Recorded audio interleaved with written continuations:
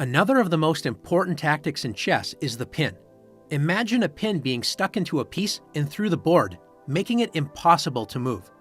The pin is used to freeze other pieces and to win material. Sometimes in chess, we say win material as a way of describing a series of exchanges where you come out on top.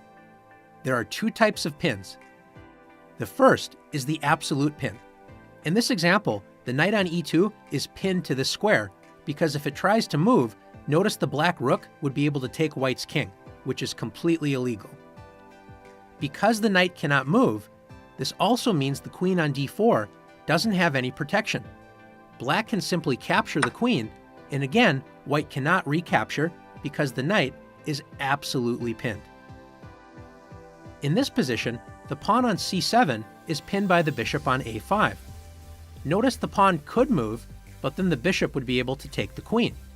We call this a relative pin. Even though you technically can move the pawn, you wouldn't want to. In this last example, after white plays knight takes c6, black makes the terrible decision to play queen takes c6, recapturing the knight with the queen, but lining the queen up with the king. So white can now play bishop to b5, pinning the queen to the king. Notice the queen would like to leave this diagonal, but it cannot. It's absolutely pinned. And if the queen tries taking the bishop, then the knight would simply take the queen. White will surely win material by using this beautiful tactic of the pin. Let's see you try it out.